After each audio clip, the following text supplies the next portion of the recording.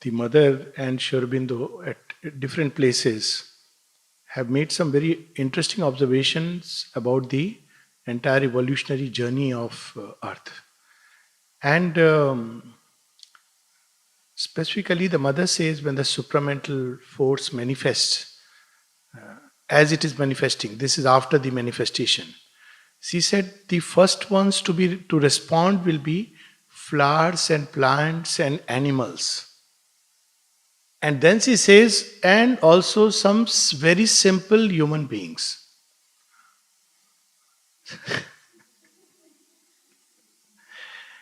And then she says the greatest resistance will be met from by human beings, especially human beings with a developed mind. So you see, our development of the mind is very often a bane, we think it's a boon. And then she goes on to say something very interesting. She says, especially the resistance will come from those who, say they are working upon themselves and they are doing a lot of work intellectually, There are people who think that the whole yoga can be done by playing it out in the mind intellectually, like reading a book. So one has done a yoga. So she says they will offer the greatest resistance to the working of the supramental manifestation, supramental force. So those who say they are working upon themselves, it's going to be very tough for them, because by the very fact of working upon themselves, they stop the free flowing of the force. At one of the places he speaks of in one of the prayers, by the intensity of our effort, we sometimes create a veil between the spontaneous outflowering of the divine consciousness within us. And this what we see in plants, in other forms of life. Even there is a very interesting conversation when Satprem asked mother that, mother, these locusts, these, he was referring to human beings who come and destroy the planet, etc. What should be done? She said, if you leave it to nature, nature takes care of everything. Then he says, no, but you have to take care of a garden, won't you? I mean, otherwise insects will spoil it. She gives an example of her own childhood that, she grew up in a neighborhood where there was a nice little place where there was a garden, not Fontainebleau, but place near a home, owned by someone. And later on, the people went away, and for a long time, the place was left unattended. She says after many years, she just opened the door to see what was happening inside. And she said, in all the wildness, nature had created a very beautiful space, not the artificially beautiful one which we do by giving artificial shapes to trees, etc., but something very spontaneously and naturally. This is something we have to learn. So what do? We have entered into a mental phase of evolution. She says, well, what a flower does unconsciously, you have to do consciously. That's what we have to do. So we have no choice. We have entered into this phase. It has its own purpose, individualization, formation of ego, individuality. Then you have to give up the ego, individuality. We become like ice cream, which is tasty in a nice way, in a nice container. So that's how individuality is formed. And that's how we have to offer it to the divine. So for a conscious offering, this is required, this phase. So she says, those who have gone through the mental development and can now do with faith, with awareness, what a flower does spontaneously, unconsciously, then the result is going to be much better and much more complete. So this is the reason why we have entered. But if we think that because we are human beings, we are superior to the rest of the food chain, maybe from terms of food chain, we are superior because we can almost eat anything, kill anything. But it's not necessary seen from the psychic and a deeper standpoint.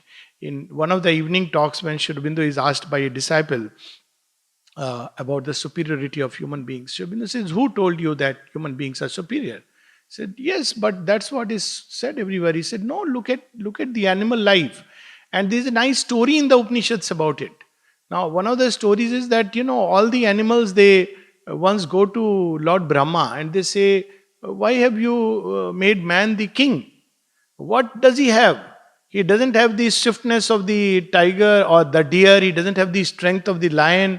He doesn't have the, many things which are missing. The faithfulness of a dog. He doesn't have the beauty of a flower. He has nothing. And yet you have made him superior. Just because he has an intelligence, he says, yes, yes, that is true. But I'll tell you, basically, I'll call man and explain to you the whole situation. So he calls human being, one representative human being, and he says, you know what? Don't think you are superior to all of them. You can be superior provided you use your intelligence rightly.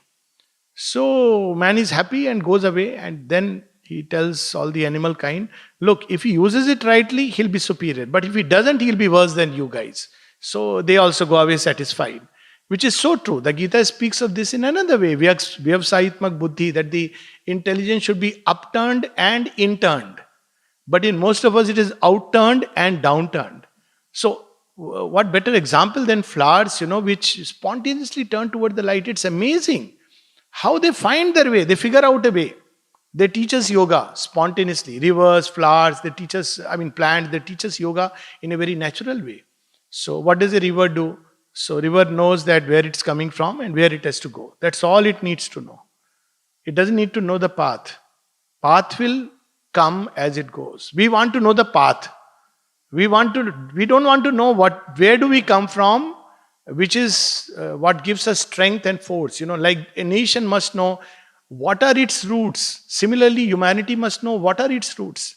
When Mother was asked how to realize the consciousness of human unity, she said, by becoming aware, conscious of your origin. We don't have two origins. We all have one origin. So by going back to the roots, we reconnect with who we are deep within. The wandering seekers of the yogic, the Vedic days and even pre-Vedic days. There was a whole civilization before that. They did not document anything, but they were wandering with just a fire in their heart. Along with the outer fire, they discovered the inner fire, and they were wandering like that all through the earth, seeking, seeking, seeking. Now we have all the books and answers, but the seeking, it's at the expense of seeking. So this is what we have to reconnect with, the original seeking aspiration with which man is born. Second, we need to know where we have to go. If it is the divine, we can be sure that any obstacle on the way will become a path or part of the journey. Like a river, it finds its way. It doesn't struggle that, oh, this rock is in front of me. What does a river think if it could think? Well, I have to go to the sea. What do? This rock is there. It doesn't start splashing against it, dashing against it, doesn't complain, doesn't stop, doesn't stagnate. It simply starts finding a way. Either it'll swell and go over the rock, or it will create even a gap through the rock, or it will just simply go by the side of the rock, or sometimes in its mighty torrent, it'll carry the rock along with it to the sea. So these are things we learn so beautifully from nature. And I think the time is coming when all education will be basically nature oriented, as in really the Vedic times. This kind of classroom education where mentally we are telling things with which children have total disconnect with the real world. And real thing, by real world, I don't mean the ugly things of life, but just walking through nature, so much we can learn and grow. So in that context, she reveals so much about flowers. And the mother says that flowers are the language of the symbolic language of the future, just like the Vedic rishis had a set of symbolic languages. So if we see in the Vedas, the rishis often speaks about cows and horses. Now in modern times, we'll hardly see cows and horses because they are not, they are dated in that sense, We'll see something else. If we have to see a journey, a very strong movement of the vital or something else, we may not see a horse at all. We may see any vehicle which is going very fast. We may see an aircraft. We may see even spacecrafts to give us the sense that we are entering into wide space. Because the whole symbolic nature of our life is changed. The Vedic rishis drew symbols from what was in their life. The cow represented light because, go, the word was so. Now the words have changed and those symbols are no more there. So we will have a new language, and she says in the future, flowers will be the ones which will be much more useful than the language of the Vedic rishis, because they are very plastic and they can convey so much more at once. So, and this is not just a statement, of course, nothing of the mother is just a statement. But I remember, recently I met a friend, his name is also Rishi, and he used to see many kinds of visions of the Vedic age. Actually used to see cows and elephants and many of these Vedic images, lions. So he said, of late he has started seeing flowers. So different kind of roses would come. So his immediate sense was that I must, and he didn't have any, that kind of attraction towards flowers. So he went and he found a lot of roses suddenly, and he brought them, started a rose garden. But then when I was hearing all this, I said, but the mother was coming to you in the form of a rose. Then it was like, it was like an aha feeling. And she speaks in Savitri. The other day we read this line, I am the burning in the splendor of the rose. So in flowers, we will see many times now, especially the closer we get to the psychic, there are two ways in which these psychic experiences can come to us, or rather three ways. And all three are very interesting symbols. So one is flowers. So if you see a lot of flowers around, so we have some aspect of powers of the psychic. We are, beginning to, there is a revelation of that. Or we can see the other symbol is of birds. Birds invariably represent some forces of the psychic world. Or especially if we see a swan or a duck, they are very clear signs of the soul within us. Or we'll see a baby, a human baby. Now, the interesting part is if we see evolution, these are three critical, most fascinating aspects of evolution which are rather unexplained. The first is the blossoming of the flower. If you search how flowers came into existence, of course, biologists will explain that it's because, it helps in spreading because they attract the insects. But if you ask from a spiritual point of view, flowers are the one which, though individual, can universalize anything. That's how they spread. Simply because they draw insects or, bees, and then cross pollination and all. But how flowers came suddenly, what kind of mutation in the jungle life brought flowers? Of course, it's only flowers came first, then the fruits were born, because it's through the flower that the fruits came. It must have been so difficult for plants to, spread around. So the coming of flowers and subsequently of fruits is one of those evolutionary leaps, still in a way unexplained, because they are so beautiful, so different. And of course, the mother has said flowers are the representations of the psychic in the vegetal world. Now, the second leaf, if we really look at the whole thing, big leap, is from the crawling reptile. Suddenly it leaps into the sky. It's very strange. If you see the life of amphibians, then the reptiles. Till then, it's logical. Now, from a reptile, normally you would expect land animals, strong, sturdy. But strangely, the swiftness of a snake, as if could not be immediately translated into land animals, and suddenly the snake began to fly. It's a big leap, filling this sky with wonder and beauty. I mean, bird watching is a fascinating thing. People hardly watch any other creature, but bird watching is a known thing.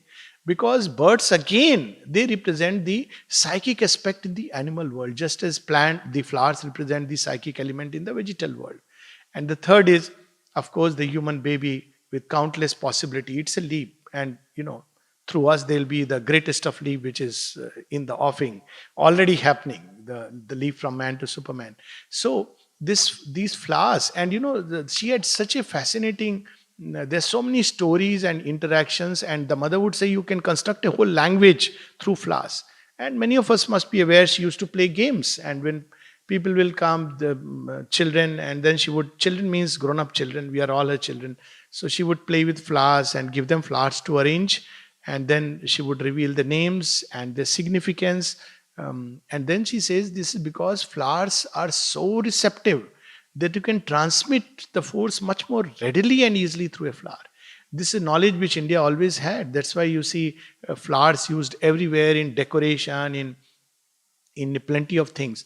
And the interesting part was that she says many of these flowers, strangely, had the same sense as the inner significance that she would reveal.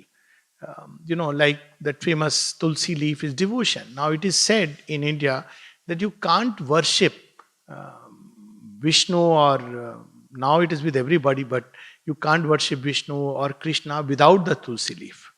So, if you really look at it this way, that Krishna brought bhakti to the world. Before that, in the Vedas and Upanishads, we have jnana. We have some touch of bhakti and some touch of works. But Sri Krishna brings bhakti and he brings works into the world. And so his worship is incomplete without devotion. Everything else we may have, but without devotion, it remains incomplete. Similarly, we have power, variety of power flowers. And we grew up in the tradition that Durga Puja will use hibiscus flowers. It was like, which is par. Of course, there are many other varieties of hibiscus. There is Agni, there is a flower of Auroville, grace, wonderful grace, changing its color from white to pink. It's like white, of course, is the Divine Mother's color, and pink is the color of the psychic. So the grace comes and it is received by the psychic and fuses with it. I mean, that's how I see the symbol of this grace. Wonderful flower. So there are different varieties of flowers, and she gave names: new creation, double new creation, transformation with 9 petals. There is a flower, normal transformation we know, with the one petal is forked and there are the other 3 petals which are around. But there is a flower which is has 9 petals on it, and she speaks about the complete transformation, because the number 9 is required for the completeness.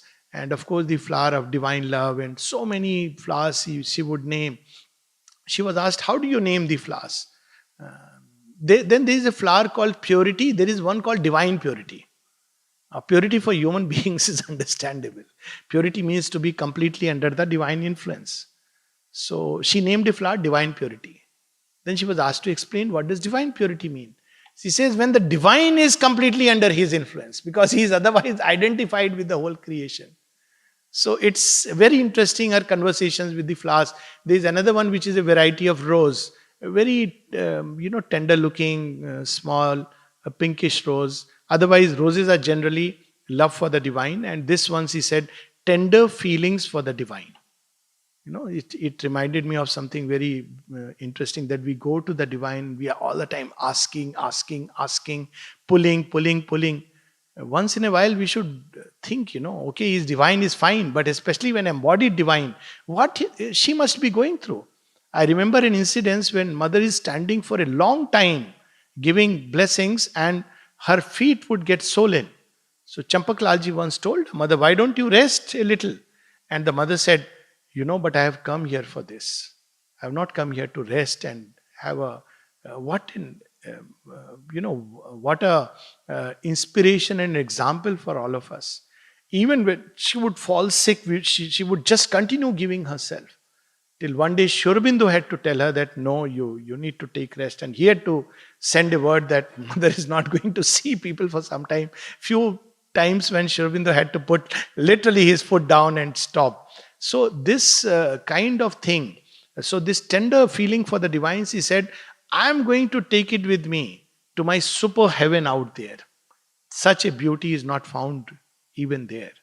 So there are flowers here which are not found even in the higher spheres, because the gods don't understand tender feelings for the divine. They themselves think we are the ultimate. She speaks of that when she asked Durga to surrender, she said, they don't understand. She said, what is surrender? I don't know what is surrender. Whom should I surrender? Because the gods feel they are absolute in their own power.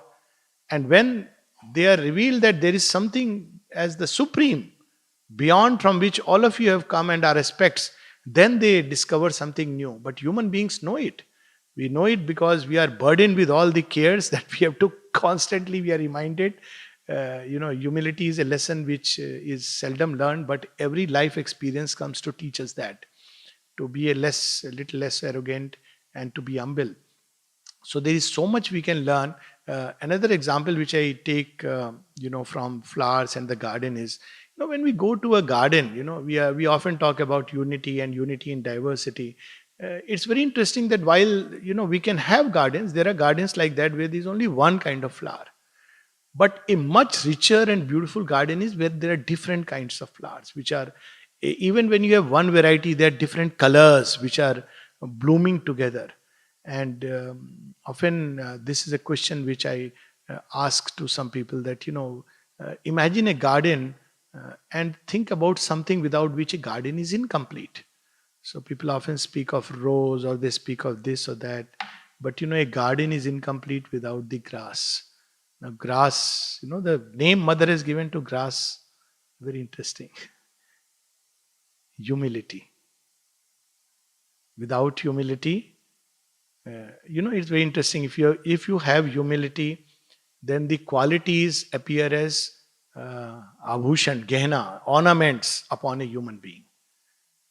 But if one doesn't have humility, then all the qualities that he is wearing will appear ostentatious. They will appear ugly, whether it be intelligence or any other capacity or quality.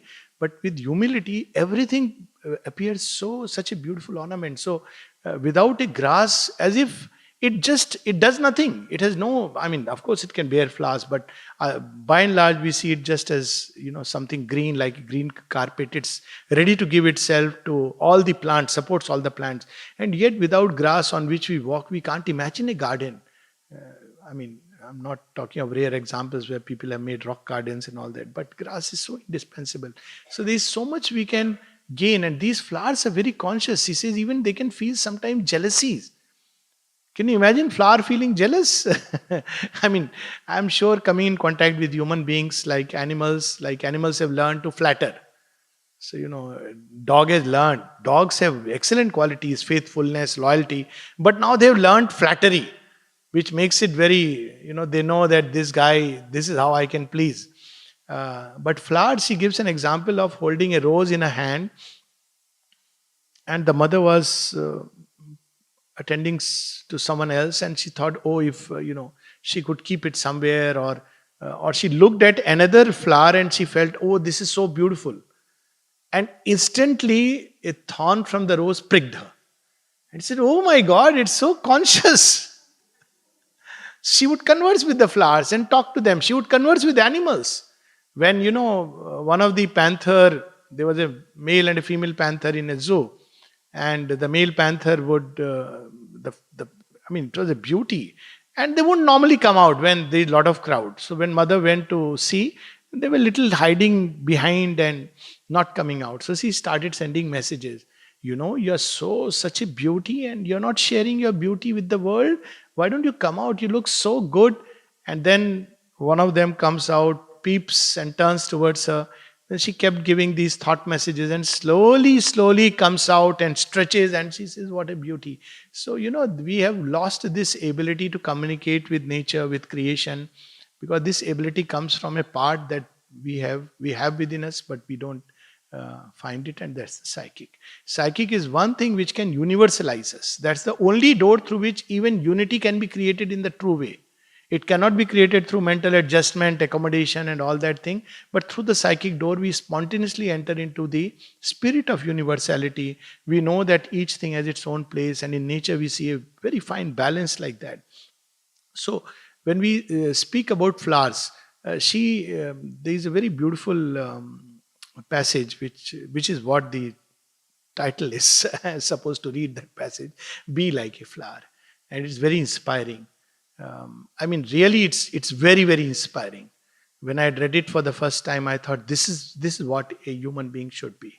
So she gives these qualities of flower, and the first thing she says is a flower is open. Now it's open to everything that is around it, to the breeze, to sun, to nature, everything that is around it. Of course, we have to understand this open to everything doesn't mean it's, in terms of yoga, we have to understand that doesn't mean opening to all the kinds of dark influences and everything around. But everything that can give us, help us to grow.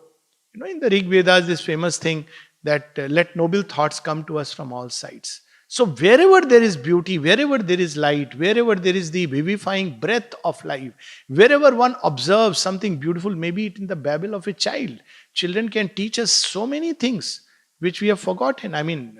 Sometimes I have seen remarks of children, amazing, and they are like, guru who is speaking in this form. So when we are open to light from whichever source it comes, we'll be freed from all these narrowing walls which religion and ideology has created. Because it's not that. There is the essence of truth everywhere, and that truth we need to absorb. So flower is open to everything that is around it.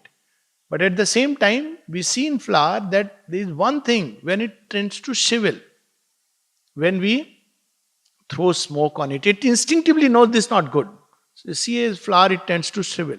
And the mother gives this example when she was asked that how to know first about the right thing to do or the wrong thing to do, because we try to do it mentally, and that's not the place where one can know truth, but from the depths of the heart. So what are the signs, what are the indications?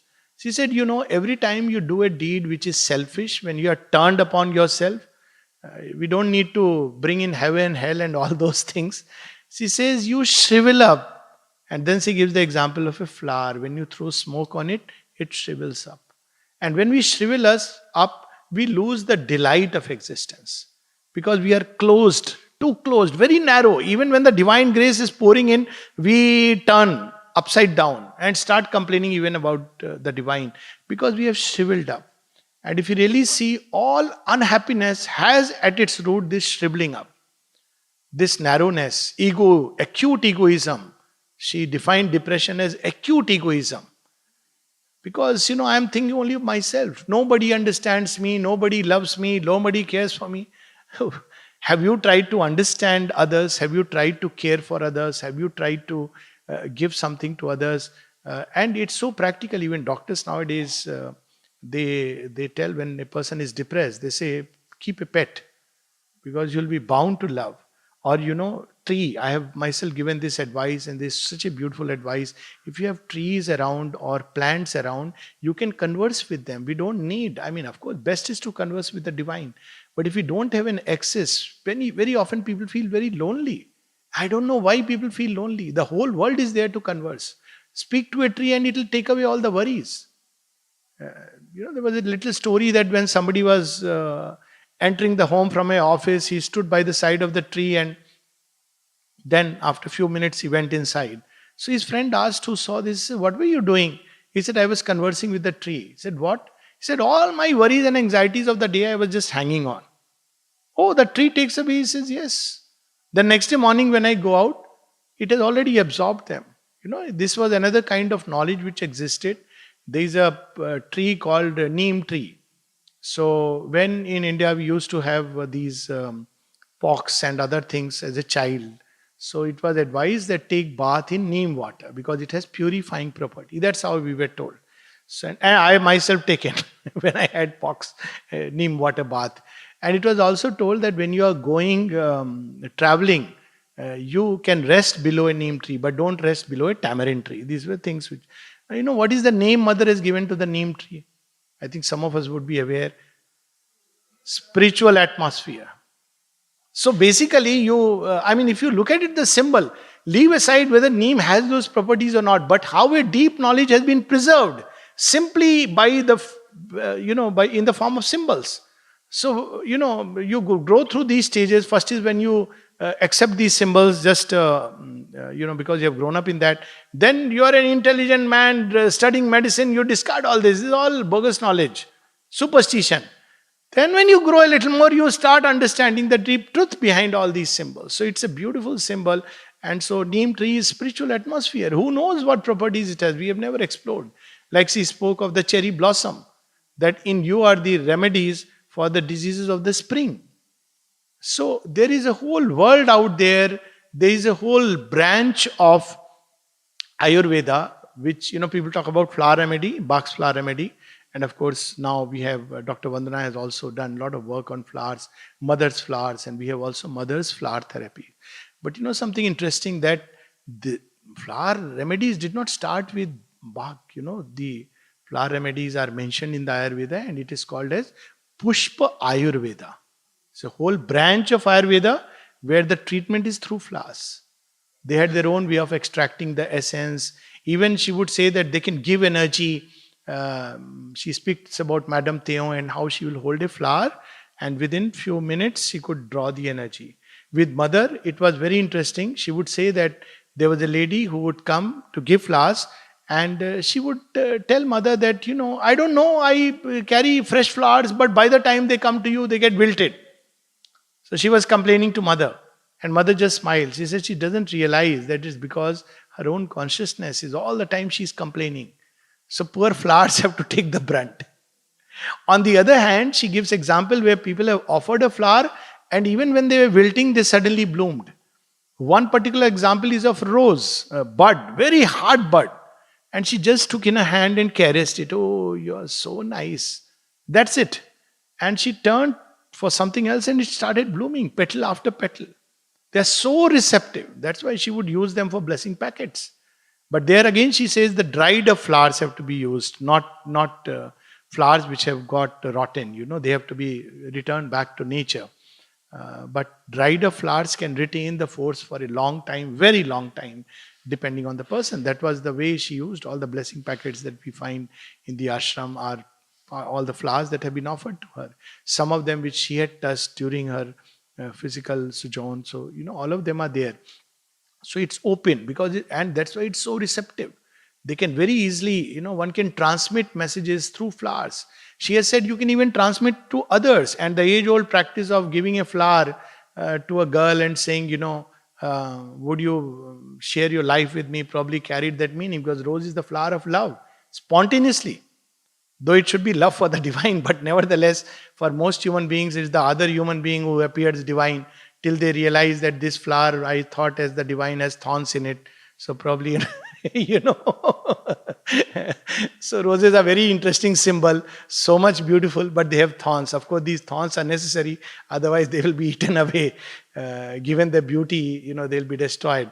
But nevertheless, and so again, people practice in different ways. Some people will take away the thorns and offer it. Some people will offer with the thorns, with the bhav that mother, I have everything inside me, including the thorns.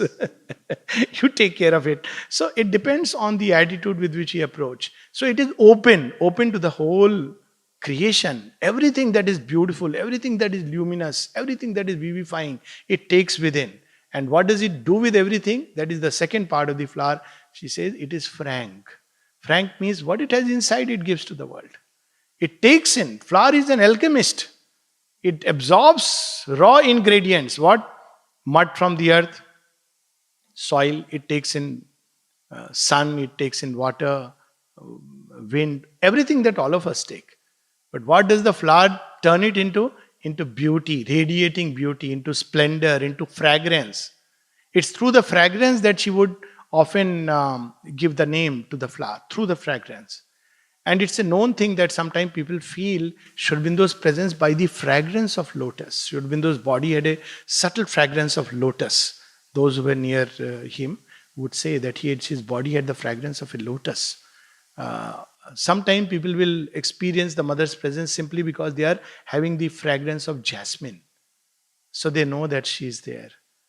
Fragrance of lotus, the Lord is here. I may not be able to see him, but I can at least have his perfume. So this is how the flower is a great alchemist. Takes in everything, including what comes from the soil, and changes into what a beauty, and very frankly it gives, doesn't hide anything. See, we understand frankness in a very wrong way. We have twisted everything. Oh, I am very frank, so I tell whatever comes in my mouth, and I can even throw venom because I am straightforward. Sri Aurobindo was asked, is this straightforwardness? He said, no, this is you are identifying with the worst in you and giving it to the world. This is nothing to do with straightforwardness. Straightforwardness and frankness is this, that you don't hide things behind conceit. There is no conceit in a flower. It is what it is. It blooms so naturally and gives itself. So the second thing is frankness.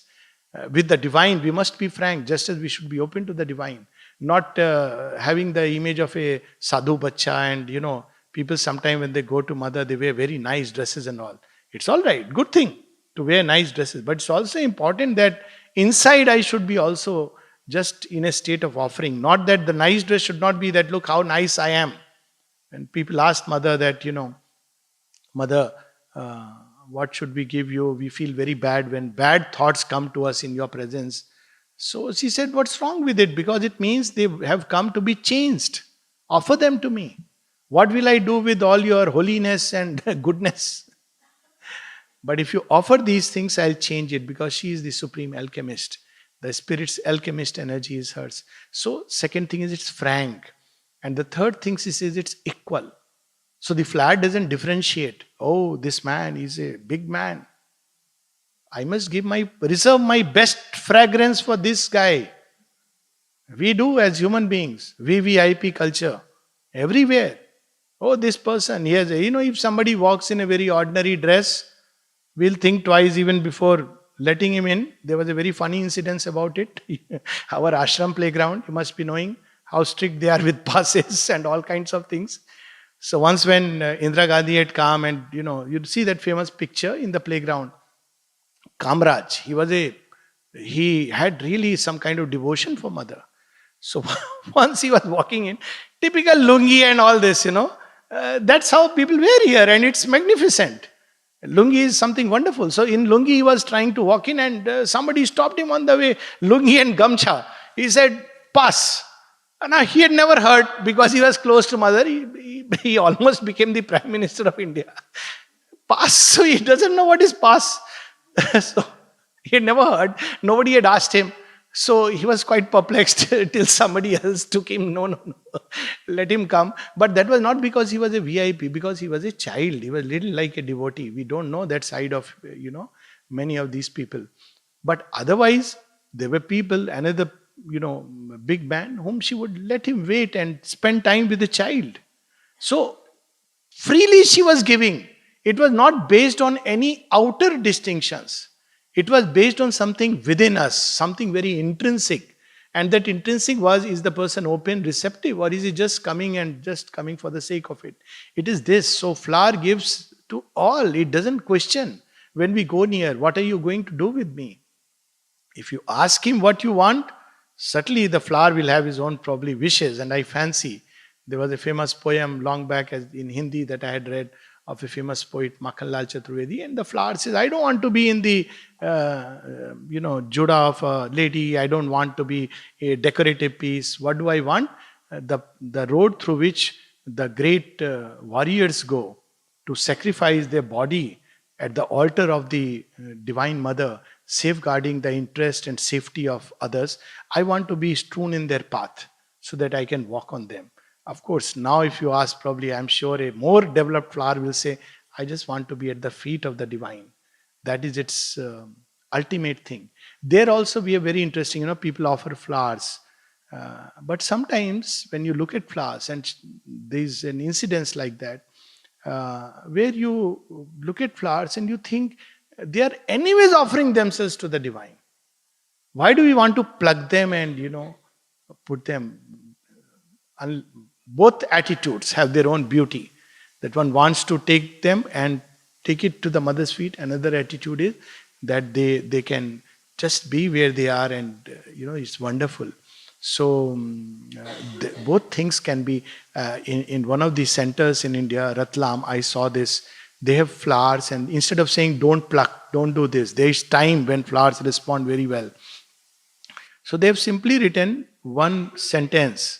They have not written don't pluck the flowers. They have written flowers are quietly worshipping the divine. Let them meditate and worship. It was so, Kripiya pushpon ko divya ki stuti karte rehne de. Please let the flowers continue their adoration and worship of the divine. So the second thing is frank, and it is equal. So it's equal, it doesn't differentiate. And then she says the flower is generous. It gives freely everything that is had. It doesn't hide anything, but also gives. It radiates and radiates. Even when a flower dies, it provides, manure to the soil. They are excellent in terms of manure. So they come back and they allow new flowers to bloom. So they are generous. And generosity is a great quality. It's a divine quality. If we look at the mother, a wide self-giving was a native act. She just gave and gave and gave. Even when there were problems of finances during the Second World War, she would still make sure that her children are looked after well. That was the way she was giving. I mean, there are so many instances where she even gave away much of the ashram, incidentally, is built on the money or selling her things. And that's how the ashram came up. Later on, now people have started giving and whatever. But it came up on that. So at the foundation, there is the wealth which was directly belonging to the divine. And then when there were difficulties in the ashram, She didn't send a notice, public notice, that I want money because I have a problem. Once she told Ganesha, and that day again they were playing game of flowers, and she said, is there really something like Lord Ganesha, god of wealth? They speak, I mean, he's also one of the but he's ultimately the god of who removes obstructions by the power of knowledge. She was wondering, is there really god like that? And suddenly Ganesha appeared, said, yes, I am very much there. So she asked him, very good. So he said, what can I do for you, Divine Mother? She said, get me some money if you can, because I need it for my children. So for few years, 5 years, 10 years, the money kept coming. Then it stopped. She said, I used to give a flower every time at Ganesha so that he remembers his promise, but after some time he stopped. She kept giving the flower, but Ganesha won't respond. So she called Ganesha. He said, what's happened? So Ganesha says, what to do?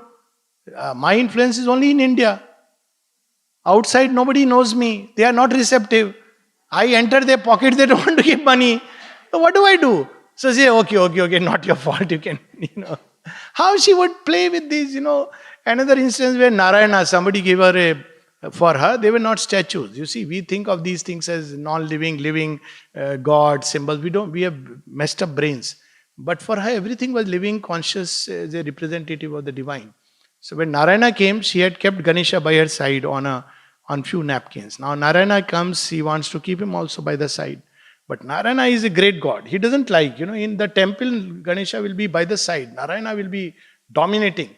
So she took Narayana in her hand. Narayana appeared and she said, look here, he's a nice guy. He's also my child.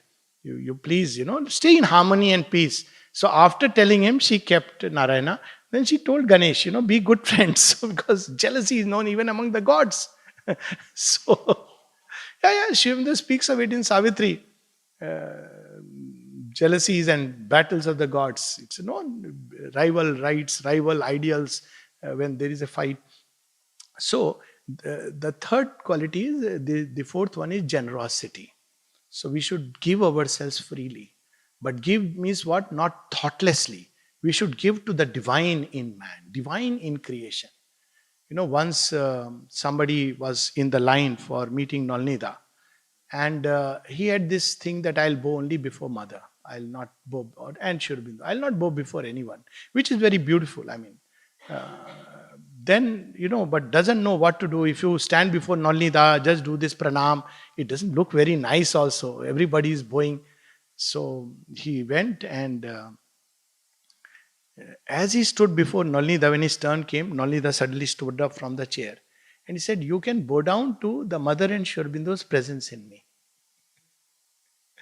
It was very educative. Of course, one has to be very careful while taking these examples, because people can easily start having a cult of bowing and say, I am mother and Shorbindo's presence, you are bowing down. But Nolnida could say it because he is fully conscious and identified with them so completely.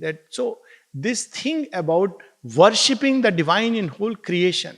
So that's how generosity has its roots. That when we give to someone, even in synthesis, Shobindo says, regardless of the gift you receive from anyone, for a long time, I had this issue personally, that I would give but not take anything from anyone. I used to feel that, why should I? I'll take from mother. Somebody told me very interestingly, he said, what? You have this big ego. I said, what kind of ego? Please point out. I am keen to know, because, you need to. He said, you have the ego of receiving it. I said, yeah, that's you. You have a point. So I said, okay, from today, if things come, they come from her. I had read it in the synthesis, but it's difficult to practice it. Because always something in you, no, I shouldn't take it from anything from anyone. Then Shobindo says that regardless of the gift, to whomever you are giving and from whomever you are receiving, you should always remember that it is to the divine you are giving, and from the divine we are receiving. So then we are freed from all the obligations that come, especially in India. People remember who gave how much money and what kind of gift on marriage occasion. Why we have to return it next time? No, correct? This. So you have to tell them that, look, no obligations. It's tormenting. So size of gift, what was given, somebody notes all these things. So next time you have to remember, So on another occasion, you have to give it back because of the misunderstanding of karmic law that it's a mathematical transaction. so, so I used to take a humorous note on it. How do you know that the person is not returning to you what you have given in the previous life? But anyways, each one must give what one has within.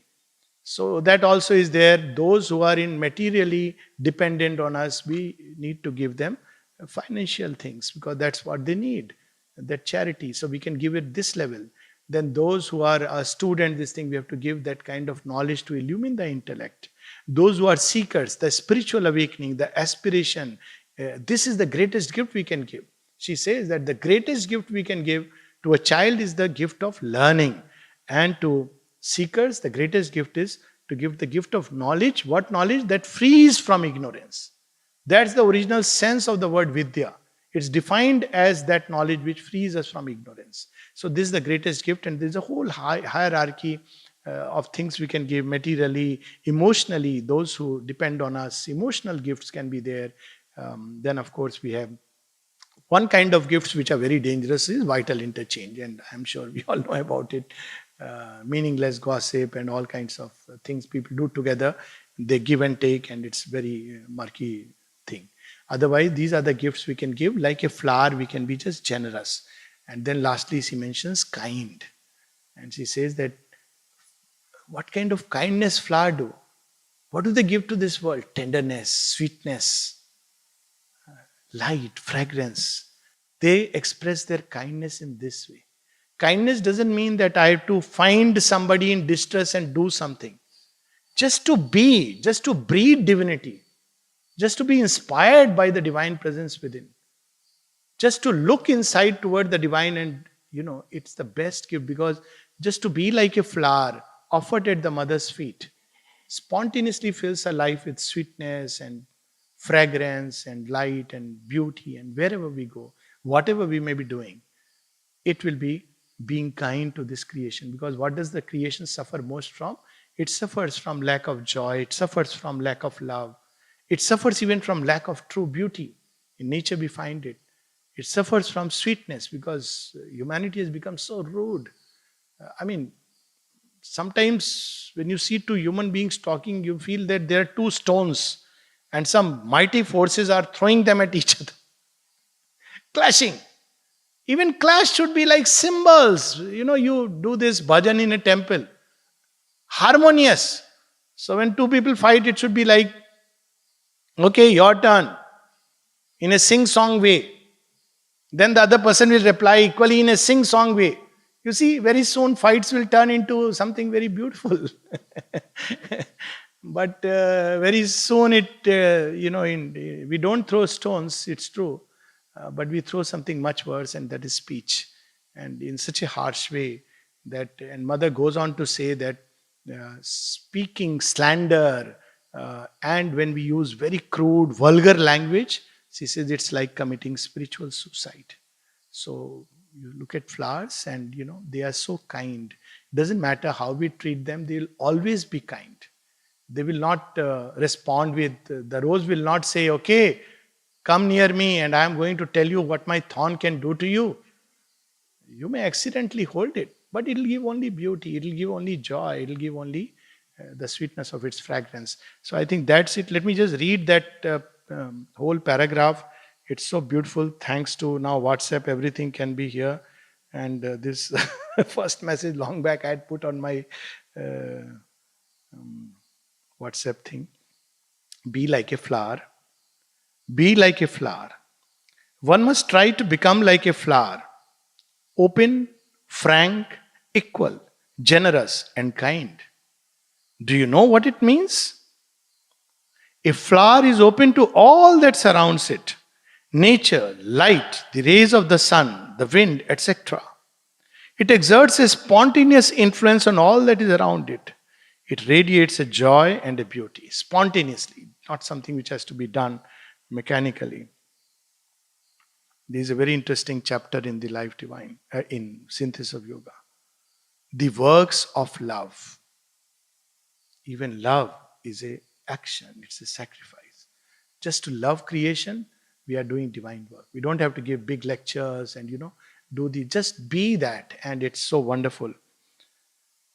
Then she says, it is equal. It has no preference. Everyone can enjoy its beauty and its perfume without rivalry. That's what is Krishna about. Everyone. That's what is Mother about. People who couldn't see each other eye to eye. There have been quite a few, not only now, right from those days. And yet, around the Mother, it's so beautiful. Sometimes I have seen at Samadhi two people who are fighting with each other. What is it called? Hammer and tongs. Literally, people have fought with hammer and tong, but in front of Samadhi, on one side this fellow is bowing down, on the other side this fellow is bowing down. And when I was observing it, I said, what a sight this is. This fellow may be asking, look here. We should never ask anything ill about anyone. And one place, there was a person who used to ask to Mother, may this happen, that happen, all kinds of useless things. And the person started doing very well, prospering. Then he asked Mother, I have been praying to you.